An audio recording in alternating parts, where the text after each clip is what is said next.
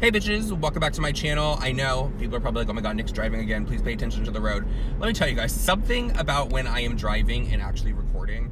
I am never near the car in front of me. Like, I will be like 8 cars length back because that's just how I drive. I don't like to be right up on someone's bumper because you never know who's gonna brake check you and you're gonna run into them. I feel like every time I sit down for one of these videos and I'm actually alone, I tend to expose myself and I tend to really go over things that are happening in my life because I like to hold myself accountable. And a lot of people are like, Nick, you're really putting yourself out there. Like, we get like you want to like share your life with people, but you're really putting yourself out there. And that's what I'm going to do in this video as well, because I have nothing to hide from you guys. I pride myself on being very honest and open with you guys. And I mean, honestly, maybe someone can learn from my mistake and that would be great, and that's good. I said in my divorce video that I released when I was in Charlotte, that after my birthday and after my New York trip, which is coming up, I was going to be completely done with drinking. And it has, well, I meant that.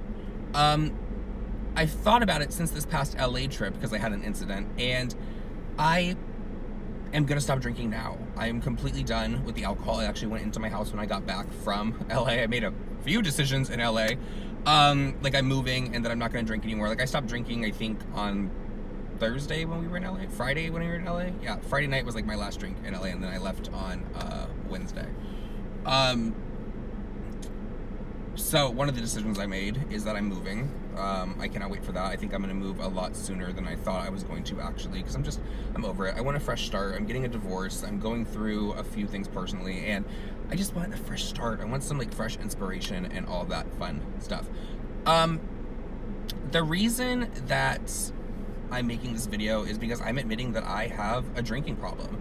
I don't crave alcohol, but when I drink, I don't know when to stop. I'm someone who is like more, and I tend to make an ass of myself because of that. And I mean, I'm laughing, but it's really probably nothing to laugh at. A lot of people know, and it's been coming up on YouTube for the past like few months now. I saw someone did a video about it the other night. My arrest from 2010. I have had an issue with alcohol since I was 18. I'll be completely honest. Since I was 18, I was living in New York. I was living a fast life. And when you are doing certain things like modeling, then you get to participate in certain things that you probably shouldn't be doing before you're a certain age. I'll say that. That is a fact. That is not me just making shit up. That is literally a known fact. And in 2010, I was arrested in Arkansas. And I was arrested for public intoxication. Now, in Arkansas, even if you're in a private residence, but you step 1 foot out the door, then that is considered public intoxication. The police came to the door. I was having an argument with a friend, and they asked me to step outside. I was obeying the law. I said, okay, I'll step outside to talk to you guys, and that's when they put me in handcuffs.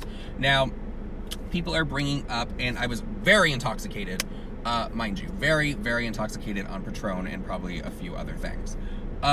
Let's just cover that real quick. I have a video about the whole arrest, which I'll link down below, but let me tell you guys, the charges were thrown out because the officers decided they were going to shop some like photos and stuff to TMZ. They completely made up a story. It's been dealt with. It's not tea. It's whatever. I've talked about it myself. There you go. Since then, I have had many scary incidences when it comes to alcohol and alcohol-related things. I black out. There are times that I black out. Now, and there are times where I will find myself in situations that I probably can't come back from if something were to happen and I did not have someone around me who was ultimately protecting me in that situation. So to everyone that has ever protected me in one of those situations, I want to say thank you so much, because I know it is a very difficult thing to deal with, and it's a scary thing to deal with. My most recent one was when I was in Charlotte, this past trip to Charlotte. I drove on no sleep from Florida to Charlotte, got to my hotel after having a, it was a venti, what was it? Venti cloud macchiato with 6 shots. I think there's like originally 2 shots in that thing. I added extra because I was driving. So I was on no sleep. I was driving with this espresso, got there in good time, mind you.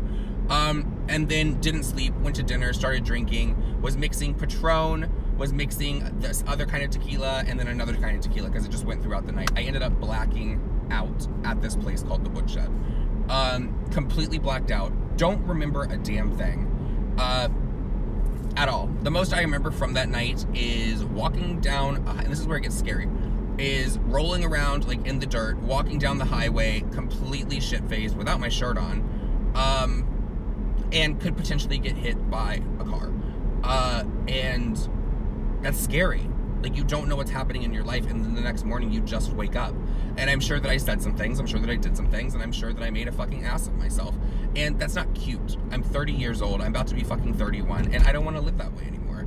And then most recently, in LA, I mean, I said most recently for the other one, but in LA, I had too much tequila once again, and I blacked out again, and don't fucking remember that night. And so, it's now, like, I've already known that I need to handle this situation, and it's time to do it now. So the reason I'm making this video is because I don't want to live like that anymore. I don't want to have nights. I've lost, let me tell you guys, I have lost so many nights and days, for that matter, from drinking, because you will be shit-faced. You don't know what happened that night, but then you'll wake up the next day and you won't want to do anything because you're so fucking hungover that you literally can't get out of bed. And that's it. I can't have any substance in my life that is causing me to do anything. Like, people are like, well, you smoke pot on occasion. So that, to me, that's a whole nother story. That's not a drug to me. That just makes me go to sleep. Like, if it makes me go to sleep and eat a sandwich.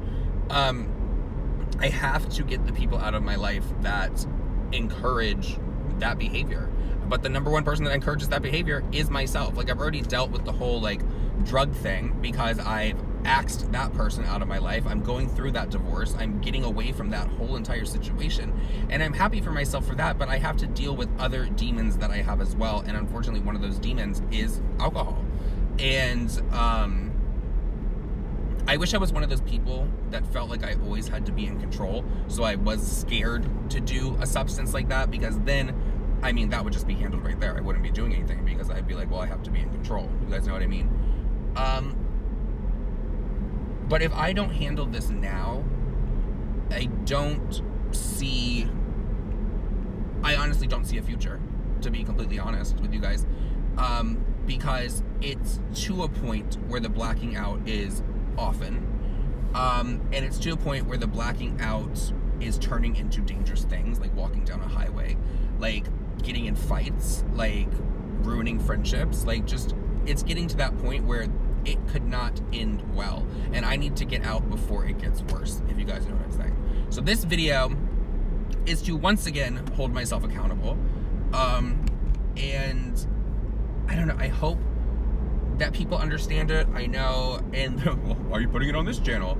Because this is the channel that I get the most views on, so there's more people that are going to hold me accountable. And people are like, well, Nick, now that you opened up about drug use and all of that, people are always telling you to OD and all this kind of stuff. Like, I get those comments all the time. That doesn't affect me. That's not, I don't look at that and go, oh my God, let me just relapse and do all this shit. No, I don't look at it like that. Those people are obviously hurting in some way in their life to tell someone to do that. And girl, whatever. Like, look at your life before you look at mine. At least I'm opening up about my struggles and my problems.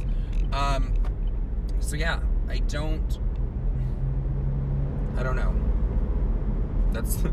That's all it is. I don't have anything to hide from you guys. And I feel like, you know what it is? It's kind of weird because I feel like if I don't tell you guys about it, then I am hiding something from you guys. And a lot of people are like, well, you should have some privacy in your life. Well,